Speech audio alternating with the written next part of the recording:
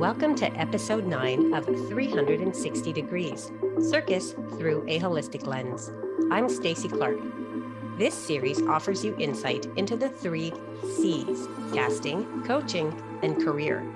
In our series wrap-up, I'm joined by Chloé Farah, coach, choreographer, and acrobatic designer.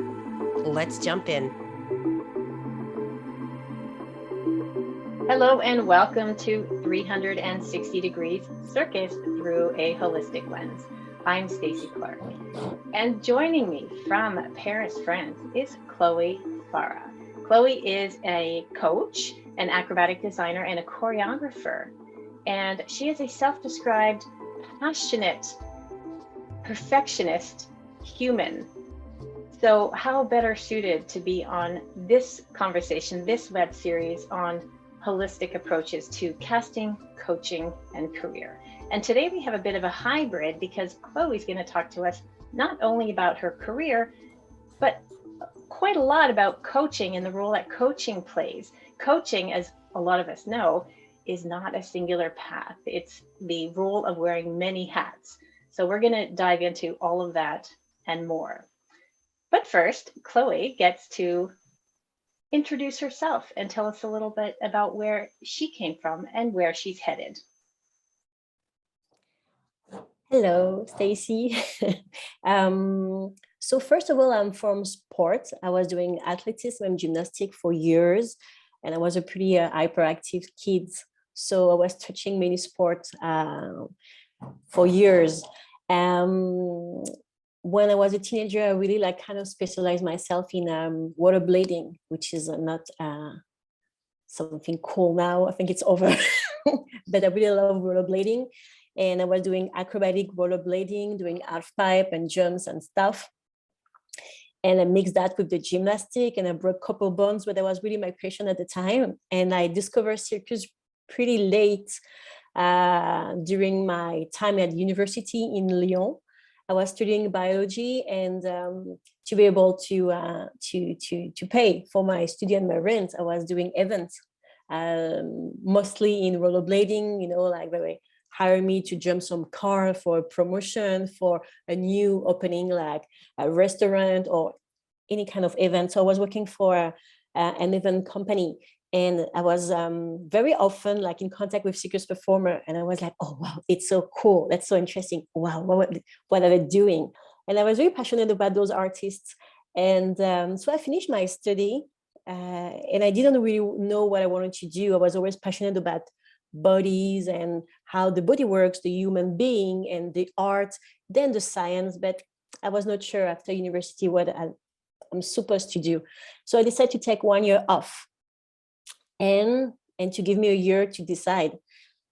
So what I did is, first of all, I find a job to be able to survive and to plan the future, because I said to myself, in case I have to go back to university or to do a private school, I have to raise money to finally find who I am, what I want to do.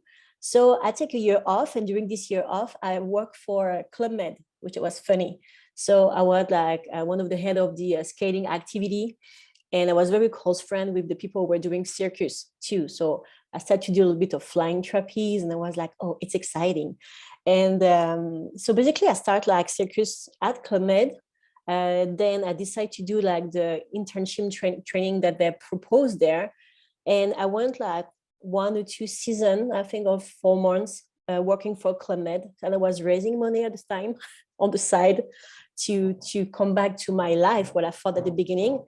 And one day I was in Caribbean, in Guadeloupe, and an American came. He was from the TSNY, the Flying Trapeze School of New York. He came with his family, and he just came at circus, and he fly. And I was like, whoa, okay, this is what it is to be a professional. And I remember I said to myself at this moment, and it was funny because I was, in Club Med, I was barefoot in my shorts, super chill. And I said, I won't be nothing else than that. And that day I started to really train super hard.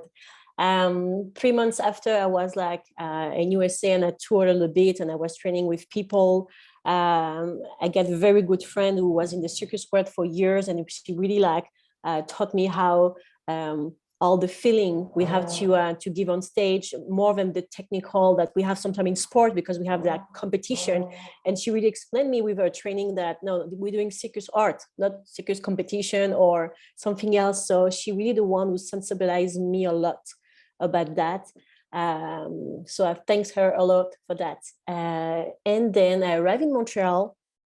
I get a chance to train with other coaches, to open my mind a lot, and I really liked it. And so I didn't come back to my old life. I didn't come back to university, and I decided to try to live with Circus. And I was not from that world, but it was fine. I was pretty naive still now. So I said like, well, I'm going to do this, I'm going to do that. So I had a chance to work for Circus and Cirque du Soleil for small special events, and I was very happy. And I was working for like this on contract for other company too. Then I broke my arms at 24 years old, and I had I really broke my arm very, very badly. And I remember the day after, I inscribed myself to the teaching program at the National Circus School of Montreal. And I show up with I remember with my cast was like this too. And I started to study, and I said to myself, I think I need to do something. I need to keep me busy, even if I have an injury. And I thought that I just broke my arm, and after I had like 3 surgery, and it took me 3 years to recover. And during those years, I learned, and I sat like, I cannot say how many hours in the studio watching people training. I never had the level that all those students had, or if I have actually, but I was very happy to learn. And it's like, I was like a baby, you know, who will listen adult talking and start to say a word after 2 years. I think there was that, because watching so many like discipline, learning at the same time, I had to become a coach so young too. I realized now that I was young, make me grow. And I changed without really like seeing it. I changed in my mind. I changed as a human being, because I had to recover from a very bad injury too.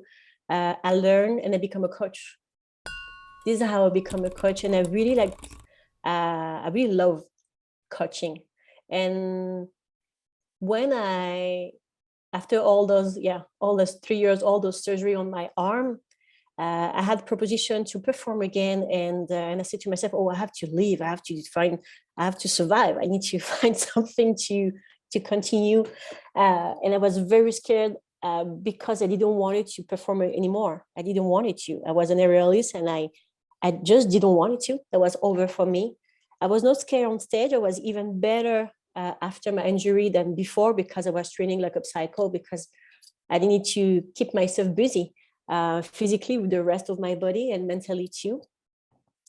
But I just really wanted to become a coach. So I remember that day when someone at the ENC, National Circus School of Montreal, called me to say like, I think we need a coach for 15, 20 hours full time, or the time you can give. Would you be interesting? And I was so happy. I didn't have my diploma yet. And so I started to work for the National Circus School of Montreal. I was surrounded with very experiment like coach, and I learned from them too. So this is how I start in the circus. So talking about that right now, I really feel like an imposter, because I was not from that world at all. And I arrived there really by accident. And that's cool. So I was very happy to be a part of that community. And I worked for the National Circus School for at least 6 years and a half, almost 7 years. And in the meantime, I opened my own studio, because I wanted to do my own stuff, my own creation. And I had like so many ideas that I really need to try to explore. So I did the two. I kept my studio for 10 years. And after 7 years, I quit ENC, because I really want to become an osteopath. That was something that was in my mind for years. And I was waiting like for a long time, because first of all, I was with a contract, and I had a visa, and I was waiting to have like some, like many immigrants in Canada, to be able to have my residency, to be able to choose to study, to work at the same time, and to do other things. And as soon as I had it, I inscribed myself to school to become an osteopath because I saw so many like artists who were injured, couldn't recover. I was injured myself. I didn't really know how to really take care of myself, how to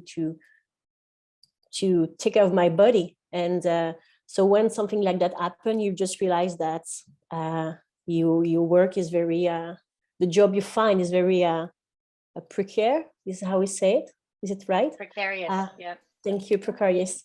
And so it made me think for years. And I had like good osteo, good PT, good massotherapist who was working on me, on my arm, on all about my body after my accidents. And I was like, whoa, they're pretty, they're superheroes. They have two hands and they can do so much with that. And they're the one who helped me to be back. So that's like a little seed went in my brain. And when I had the occasion, I inscribed myself and I said like, whoa, it's going to be 7 years of study. Woo! I'm not sure I'm going to try. So I started the first year then. And the first year of school, I decided to completely like give up circus. I said like, I'm going to focus on osteopathy. I'm going to forget circus. I'm going to dive into that. And this is the year where two artists came to me and said like, well, we like to go to the Festival of Cirque du Mans. And I remember they showed up a day, I was very tired at the studio. And as soon as they tell me that, I was like, wow, there is 9 months. The day they were talking to me to that event, and it's already too short. We're never going to make it. And there was two guys who wanted to do like duo trapeze. We never did really duo trapeze, who showed me some tricks where like really like girls tricks. And I was like, oh my God, there is work to do.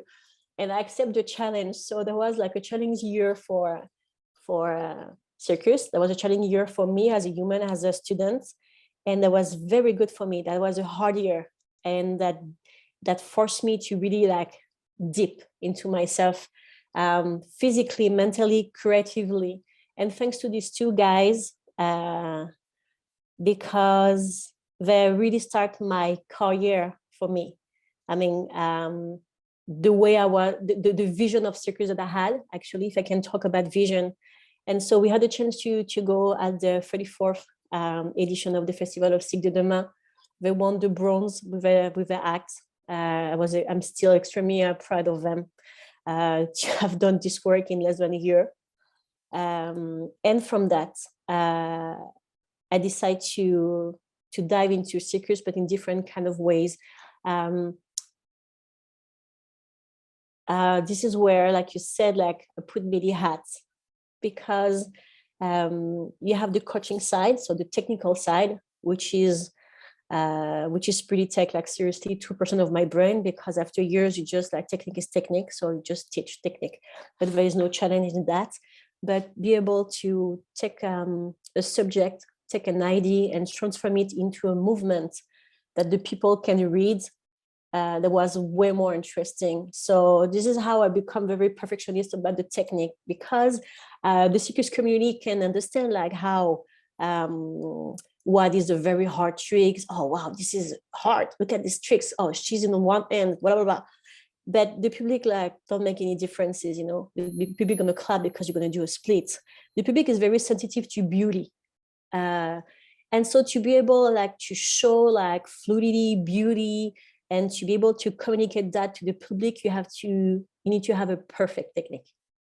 So if the technique is perfect, let's talk about that for a sec, because perfect could be interpreted as virtually unattainable, something that some people say will make you crazy aspiring to it, and almost even forget the process of getting to what could be deemed perfect or perfection. Arguably, and I'm playing devil's advocate here, perfection could also be in the eye of the beholder. For whom is it perfect? So I'm curious around, I want to deconstruct a little bit this idea of using technique as your foundation, because we're really well aligned on that concept, for the purpose of going further with what it is that you're aspiring to do. Connect with the audience, tell a story, elicit an emotion. So describe for me, if you can, this notion of the journey toward perfection, but also the why. Why do you use that as your foundation? To what end? Mm-hmm. So that's a good question. I'm going to try to explain it clearly because this is something that I feel. So I'm going to try to put words on that. For me, perfection is like to try to use first a movement whose almost biomechanically perfect. So that means it's going to be lighter to see. It's going to be lighter on the body effect, on the muscle, on everything. And if it's lighter, if it's look easier, that's mean that you can keep like this effect to interpret. It's like if you want to impress someone by jumping on one foot, but working on 2 feet is already difficult. So jumping on one foot gonna look pretty ugly, right? So if you use like good muscle strength, flexibility, and a good technique to jump on one foot, the good thing is like you're going to be able to talk jumping on one foot and to play and to smile and to interpret. So because for me it's very important to try to say something to the public, because artists are meant to be on stage. For me, this is really my point of view. I don't know, it's like people not agree with that, but so to get in touch with people, so you have to find a way, and the body is the way. So if you're so stressed when you're in one arm because you're doing handstand and it's like so hard that you cannot like have the freedom to find some expressivity in your body, it's hard. This is why the technique have to be perfect enough to leave space for the interpretation. This is how I can explain it. I don't know. That is beautiful. Right there is the encapsulation, I think, of it. And I also love this notion of, so not only the making space, but the intention behind achieving what would be arguably the biomechanic rhythm and body movement pattern in the body, to then alleviate all of that, to use, essentially, there's an expression that I've used a lot, and I totally borrowed this from a colleague, and it's this idea of don't show your technique, use your technique. We almost want it to be so good that we don't know it's that good, because actually what's pulling us in is the narrative or the emotional connection or whatever the intention of the artist Indeed. is, layered on top of this very solid technical base. So thank you. I think you've managed to encapsulate it super well. We've picked it apart. Carry on. So we agree. I would completely agree with what you say. This is in me, and the other thing is about that, how to keep artists away from major injury too. If you use well your body, you damage less your body too, which is very important to me, because this is another side of what I am. I'm a therapist too, so that's very important for me too. So when I train and when I work with artists, I have like the glasses with different kind of filter. I have the therapist one, I have the coach with all this side of perfectionism that I have, and I try to mix that together.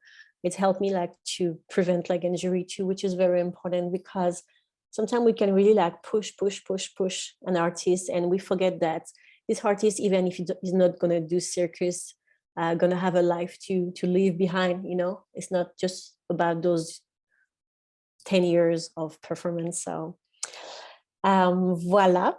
So this is pretty much like my my vision of that circus. And what I like too is to I like to create, for sure. I have 1,000 ideas, maybe not 1,000, but always like ideas on the back of my head turning every day. So which is a bit disturbing, but very exciting at the same time. And I like following artists in their own ideas. So I can work for a company and I can be a very good soldier. So I explain, it's like sometimes you have a proposition, there is a creation, and someone asked me to do A, B, C, and I'm going to do A, B, C. I'm going to go to D, E, or something else, and it's fine. And after there is like artists who come to me and ask me, I would like to do that, but I don't know how.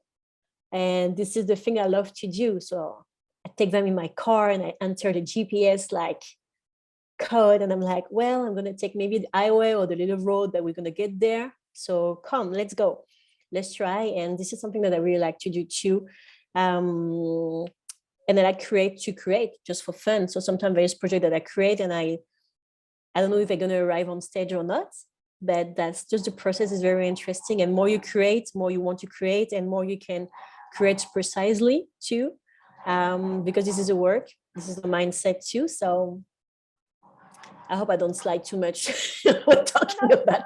Very much part of our conversation. And in fact, I think you're underscoring, as much as we might go into a space with the title of coach or have on our resume different work experiences that might be bordered by or described as coach, I think you're really underscoring this notion that it is actually quite a multi-dimensional role. And I love this notion that circus arts really supports not being stuck in one lane. Now, as you say, sometimes you want to be in a certain lane, you have a very clear objective, you're going to take the shortest path to get there and deliver and do the very best work with integrity. That's fine. But of course, that's not necessarily the essence of art. Art is something that comes from the inside out, at least in my estimation. So let's talk a little bit about this human being that has different aspects, as you said, different lenses that you look through in your relationship with artists who are creating works with you. Talk to me about the relationship component, the piece of you that is human to human, the human who might have quite a nice toolkit, but who probably first and foremost just needs to connect with the artist at a human level. How do relationships play a role in your work? That's the most important thing for sure. Because this is about confidence first, and to build confidence, you have to be agree, and you have to work like together with an artist. So I'm not a good coach or good choreographer for everyone. And I'm happy when people choose me. And as soon as they choose me, I really explain like who I am. Because I cannot spend energy like not working with all my authenticity. I think this is the word for that. And I really dive into a project when I'm in it. I have no filter. So I cannot like hold myself. As soon as I accept it, I'm taking a project like as mine, and I'm giving all my energy. So there's moments who are hard when we coach, when we design, or when we choreograph, because the artists sometimes are tired, or they have their own life beside, and I'm saying that, okay, I don't know if it's like for everyone, but I'm doing what I am. And this is why like I think I'm millionaire, which is I'm doing what I am. So if I have the full confidence of the person who I'm working for and with, it's great. If I have to justify my work, it's hard, because I consider that I'm never that for myself, which is super easy. That's mean like you come and you're pulling all your abilities for somebody else, which is super cool, because this is easy actually. I explain. If we are, I'm not like that, but if I am doing something for myself, I'm just first alone in my brain. This is for me, for my own like interest, and it's okay. It's not that challenging, and it can be. We turn like alone in our head. When you're working for somebody else, it's even easier, because first, this is not your color. So the first thing is like when you're talking with someone who have a project, you just try to understand what is the color the person is, and so you have to follow this color. And if in the proposition you can see the person you're working with like getting away from his own color, you know that the result not going to be good, not authentic, not fully like great. I don't know. So as a coach or as a choreographer is to make shine this color. And so sometimes I'm working on things or on music with artists for a proposition that I will never do myself, for sure. The only thing that matters is like, is it coherent or not? you know? Is it what we want to express? Is it what we want to do? That's it. So, so yes, you need to have like a full confidence. There is days where your artist won't be able to move because your artist is going to be so sore or something, and you still have to train your artist. You still have to push him further until it's going to touch base. So for that, you really need to have the full confidence, because there is moment where there is doubt. When you're tired, there is like conflict, but with confidence, there is nothing. You just can laugh about the day where we both tired, but we still try to give the best, or you know what I mean? So absolutely. That's for me, this is the best way to work. Other thing, I never make any promises for artists, because one of the most important things besides creating, it's to be able to work. This is a reality. So for that, I'm working very hard to make sure that the artist is going to work. I'm not an agent, and I will never be.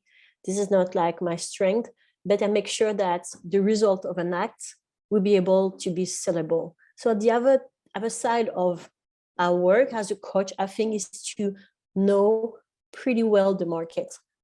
When you know pretty well the market, you can ask your artist, like, are you interested to work for this company, or this company? Because it can be like very important, because they don't have the same color neither. So, and if you want to work for all of them and to give you a maximum of opportunity, that's mean like we're going to create an act, but we're going to create version A, B, and C, which is important, and the goal is to work. So there is wonderful artists who doesn't work sometimes. There's wonderful talents who have like potential and nobody see them, and that's super hard. And so I always try to put those artists in value, and to be able to teach them how to take care of themselves. This is another part of the hard work and the sorry for the word, precarité. Yeah, it's precarious. It's precarious. Yeah. Part of art. It's you can have the best act ever, but if you cannot sell yourself, or if nobody from a casting department or someone from the production area of a company haven't seen you. Well, this is a perfect comment, and we're going to use this, not right now, but we're going to use this as a segue for later, because we were talking in our pre-chat about the business of being an artist and that need to go outside of your bubble, perhaps not during the process itself. I mean, that's where you're describing a relationship that's built on trust, a relationship that allows for the good days and the bad days to all come together toward a final product that is authentic. And I love this idea of colors as a concept, the idea that you are being true to yourself, that you are as an artist equally identifying whether your color blends well with the colors of the types of companies you wish or aspire to work for, the kinds of places that you want to present your material. Is this a harmonious color match or a color blend? That I think is a really interesting concept to explore around authenticity. But the point is, all of that hard work is for naught if it's not positioned in a way that the rest of us get to see it and hopefully put it in front of the audiences and be able to share it, which of course is at the core of why it is that the vast majority of artists are doing what they do. They want to be able to share that. Business of artists then, because I've heard a lot of different things from you, and I love this idea of the different lenses and the different versions of yourself that you can bring to a relationship, that you can bring to that working dynamic with artists. Let's talk a little bit about how that has shown up for you and the people that you have worked with, the kinds of success stories that you might have experienced. You cited your first duo, for example, who are successful enough to go all the way to the bronze at Cirque de Demain. What other kinds of highlights have you experienced with this methodology? I've been actually 5 times at the festival since, with completely different artists and project different kind of discipline. So the first time was like in duo trapeze on for the 34th with this duo called ex-wife. They're not together anymore, but still. And 2 years after. Quick sidebar, because I know both those artists and Yes. they're wonderful people. Yes. That was certainly at the time, but also lingeringly, my favorite duo trapeze number. So stamp that, Really? put it in the books. Yes. Ooh. Well, because to your point, and this isn't meant to be sort of a gender biased positioning, there was innovation made to reflect the fact that the two individuals were they were a little bit different from what we were used to seeing, which was traditionally a male with a small female flyer. And so there was a lot of different, there's just a very different approach, I felt, to the dynamic within that relationship and the movement and vocabulary that was created as a result. So particularly going back now several years, it was very much steering the charge for what then became something we saw a little bit more of. Groundbreaking. True. And that thing, like I said, that was the beginning of my career because it made me think a lot. The version who has been presented at the festival was the easiest version because we were not solid after just few months of training.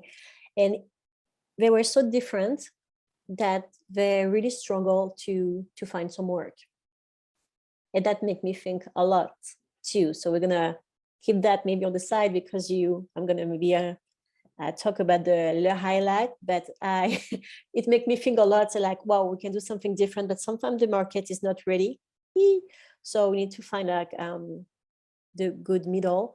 I've been at the festival 2 years after for the 36th with an act who mixed like kind of aerial hoop and straps. There was like a kind of a prototype that we were able to make it evolve. I don't know if I have to say names or not, but maybe I won't. And there was a very interesting work. I think no, wait. I rewind. No, the 36 that was with steer wheels. I can tell the discipline, and we changed the way to do it a little bit with a nice concept. So we went to the festival with this act, and the artist was wonderful and is still wonderful. And that was the beginning of his career too. So I was very happy for him. I went to the festival like 2 years after that for the hook strap discipline. It was very interesting. And I learned again because I had a lot of pleasure to work with these artists. And there was an artist for me who was sometimes a little bit unstable, which is very important, like to be like healthy mentally, physically, environmentally, with family around and everything, because this artist was able to shine, but he was living like difficulty. So that was not the case after the festival, but that's life. So it made me think a lot and grew up as a coach, and it helped me to precise was when how can I explain that? I know that the act that I was working with afterwards were a little bit different because I had all those background experience, and I was able to explain to those artists, you want to get there, you want to do this, but one of the consequences can be that, one of the thing that can happen can be that the success can come, but sometimes not, and that it doesn't depend on us. And it was something very hard to realize for me, that you can show like seriously like a fantastic act, and there is no place still for this act in the market. So actually you've just explained an awful lot about what goes on behind the scenes in casting, when in front of us might be the most extraordinary artist, and for whatever reason that is well beyond their control, they are not selected for whatever this position is, or whatever the orientation is, whatever the vision is. And that is something that I think actually needs to be explained and sort of acknowledged and even accepted quite early on in one's career that there are a lot of moving parts, and there's occasions where even if you come out very much on top with the very finest delivery of the finest work, that doesn't by definition equal the job of your dreams or the long-term contract or whatever it is that you've been seeking. There are a lot of external forces at play. Exactly. Maybe one day we're going to understand where they are, all those forces. Harness them for good. True. So, where we are. Yes. By the way, I precise like some success at the festival because this is the one where I'm most known of my work sometimes. But between you and me, I had like wonderful like success where I'm completely unknown working right now and where I have a lot of pleasure to work with. But I think like going in the big festival, which is can be Monte Carlo, Cirque de Demain, or other good festival, it's already like a win for the artists because they have the chance to be seen in a very big international place, and for them this is wonderful because it gave them the opportunity to work. So after that, I was with artists and I said like, okay, if you really want to try some work, sometimes like having like a title in a festival, in a big festival can help you to work. This is why sometimes I was pushing those artists to present themselves and their creation. But for me, the contract was to always like work with artists on the act that never present before, that never performed before, and mostly you had less than a year of work. So, which is always a good challenge because we can present something fresh, authentic, and we'll see, So after the 38 of festival, I've been to the 39. I get a chance to get there with 3%. That was a very busy year and very interesting too. And the last one was the 40th edition with a young girl who had 16 years old. That was super funny. That was training a little bit to be able to present herself in the national circus school in the world, to be able to continue her career. So there was a very interesting defy to work with a teenager who just had the age to get in the festival. I didn't push her. That was like some people working at the festival saw us training and decide to put her in the event. So there was an exception, but it was very interesting to work with this young artist. And that's pretty it. I was supposed to be like in the 42nd edition this year, but we all know that it had been canceled for COVID reason. But so the most important thing of all these beautiful events is to really give the opportunity to the artists to work. That's why it's always kept me very motivated. But like I said, like I had a chance to work with artists on project with small companies too, where I have a lot of pleasure for the achievement of the project. I'm very, very, very happy about that too. What does the future hold? Let's talk about your vision of what's next for Circus Arts. What's next in your mapping now that you are, as I understand it, concluding your studies after all this time and all this application. What do you think the future holds? I'm not sure. I know what I want to do. I don't know how. I don't know like if the word sometimes is ready, but something is sure that I really want to bring the circus in the place where the artist is going to be kind of safe. Okay, it's pretty utopic. There is so many like sport where athletes working way less than circus performer, and we know that, and they're earning way more money, and that's it. This is about that. Same thing in art. When we compare like circus and music, we're far in the in the market. And I'm dying actually to see all those artists sometimes not working, not shining. And I'm dying about the sometimes the image of circus who can be different if we're here in France, in Canada, or in US.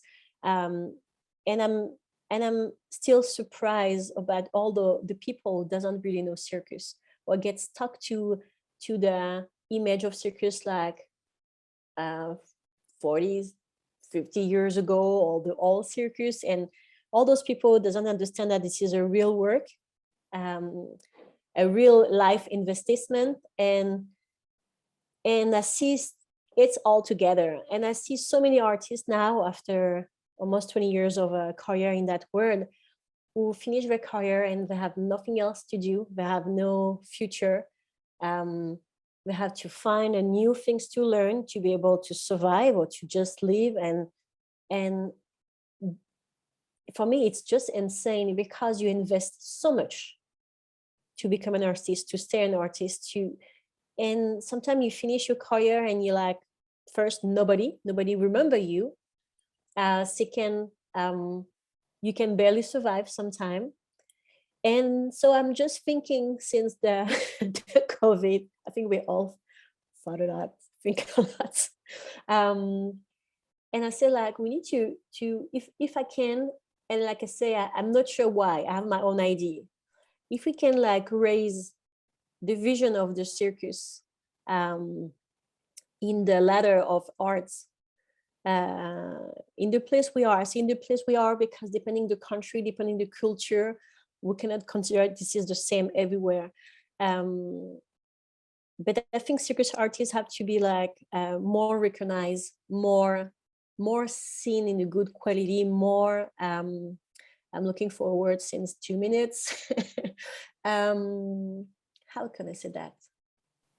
Well, I think I know where this is going, because in fact, we as a platform, and I'll speak on behalf of CircusTalk, believe really strongly in the integration of circus arts into the broader performing arts. And I think that décalage, as we say, that gap, does still exist. And you're right that there's a bit of a geographical influence. It's a little bit further ahead in some parts of the world, and perhaps arguably not so far ahead, not necessarily behind, because it's where they are, it's their reality, but certainly not moving forward in such a progressive and innovative way as some areas. And I think the goal is to learn from what is working. How can we bring the art portion of circus arts to the broader public and have it be appreciated and sought after and recognized with the same level of esteem that many other genres have enjoyed for a long time? Takes time. We're a little bit, there's a deep and rich circus history, of course, that we want to honor. But I think that we're still relatively green and young as compared to many other genres that have been around for centennials, like hundreds of years. And so the question is, how tangibly, what needs to happen now for the circus arts to be elevated to that same level of appreciation? This is a good question. I think like every art will evolve. It's about seduction. I think so. It made me think about the story of the Festival of Monte Carlo, when years ago, just the prince decided to open a big top and to just let perform artists like freely. And I said, like, without just one person deciding to do that, circus will not exist the same way. So like you say, like, we are a very green art. And the good thing is, like, still one person can change a little bit this word. You work for years and for Cirque du Soleil, and we know how Cirque du Soleil have been created from almost nothing, and we can see where it is now. So I think like we need to have the courage, like some of us need to have the courage to just put a little stone, even if it's a tiny rock. This is what I try to do to make things evolve. And I will never have the how is it that the pretension to change the world. No, but I know I can change my environment. I know we can change like sometimes the vision of this art. And so I think the goal is always to touch like what I call very important person. If tomorrow, okay, maybe I cannot say that, so be free to call it. If tomorrow Beyonce decide to put really like a high level circus in her next concert or next video clip, I can tell you like the impact for the future will be very different. You know what I mean? So there is like some people who are really like in art who can like adopt circus for small project, and that I think that can help to raise the image of circus. Now compared to the years of like, you know, the years of the big revolution in Europe, like around 1968. This is the moment where the circus live a very big like revolution. I don't know, like, I mean, I like history in circus too. I try to read a lot about it, and this is the moment where, like, in the 70s, circus was not did not depend anymore of the agriculture minister, for example, here in France, and this became like an art. And that completely changed. Some circus school open, some for everyone, and that was the beginning of the I think that was the end of the taboo. Like, my dad doing circus, I'm gonna do circus, and it's gonna stay like in the family. Like, everybody was able to do circus, everybody. So this is a huge change. Sometimes we forget that in the history, that there was something that was reserved to a certain caste too. You know, we were not able to get into a circus family if we were not belong to this circus family. So now Very we have exclusive. like, yeah, exactly, now we have circus school, wonderful. We have a lot of circus institutions, so it's better, and circus grow up, but still still I think it's still a bit little. We all like suffer from COVID. All arts suffer from COVID, but people still listen to music during the COVID, right? The music industry was pretty okay, and on the side, like, circus performer and circus community was dying. Not just performer, just the whole community was dying because there was other art. So we cannot say like tomorrow we want to keep doing something to make evolve those solutions, you know. I don't know, like, to put. Sorry, go ahead. No, go ahead. Well, what I'm hearing at the root of this, and I think it's sort of the moral of the story, is to be able to contribute to change, not to have the pretension, as you say, of expecting that one human can do all of it, but the collectiveness of our efforts to drive the art form forward, having the courage and the integrity to do it, having the innovative vision to keep it not getting too comfortable where we are, but constantly pushing the edge just a little bit further in terms of artistic expression and development. All of that is going to take us on a forward path. And that's a collective effort. That's everybody doing that little piece that you described, so that united, it's a much, much stronger force. Definitely. Would you say the same thing? And I would just do the voice off, you know? I would just move my lips and I would be happy because you really say it like perfectly. I'm super happy. That's exactly that. We're going to conclude our conversation with your takeaways. I invite you to bring to our viewers and our listeners 3 takeaways, your best pieces of advice or happy learnings, however you want to frame it up. What do you have to offer? Okay, so some advices maybe. I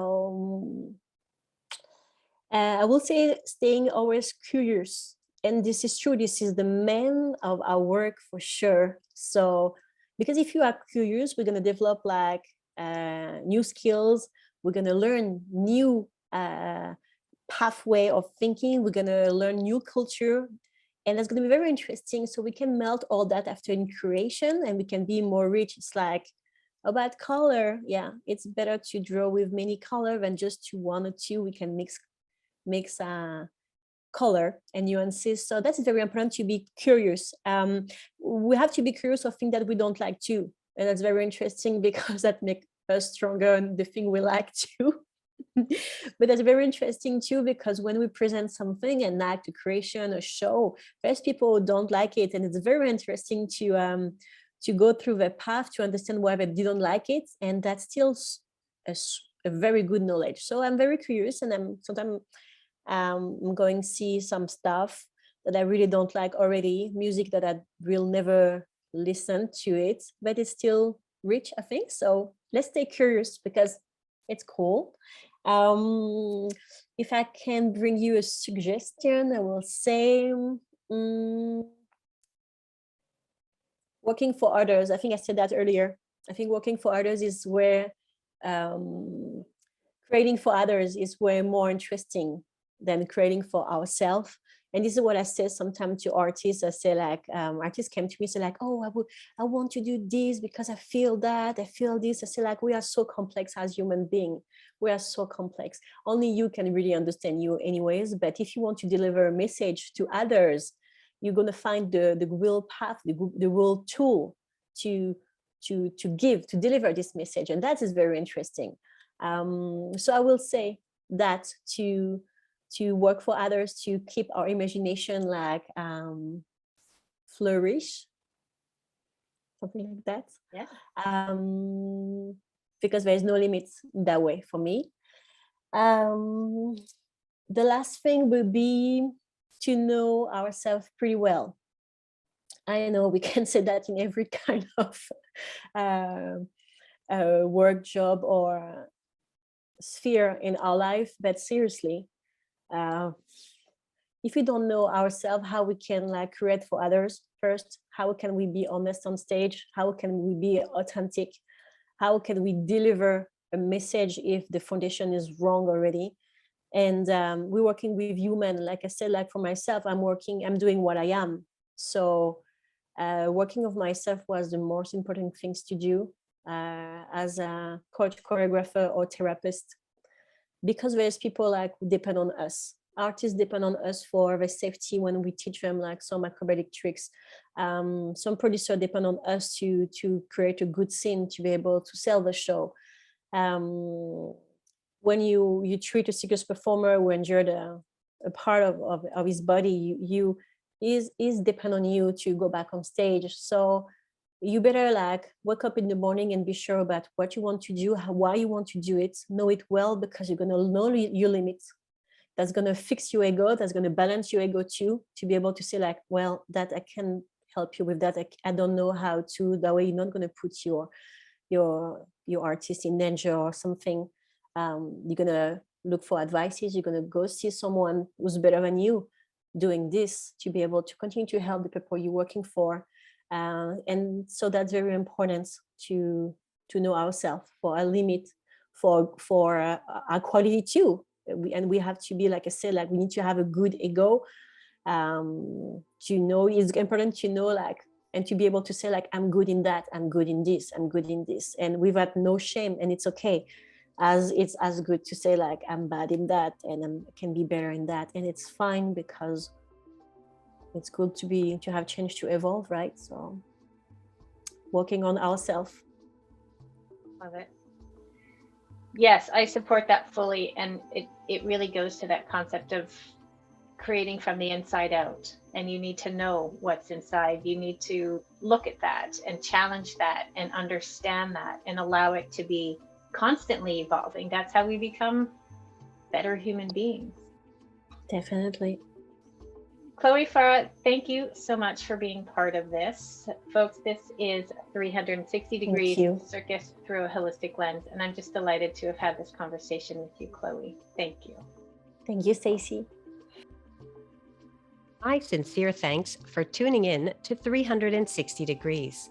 This pro-exclusive 9-episode series is available on CircusTalk for your viewing pleasure. So be sure to check out any episodes you may have missed. Take care, everyone.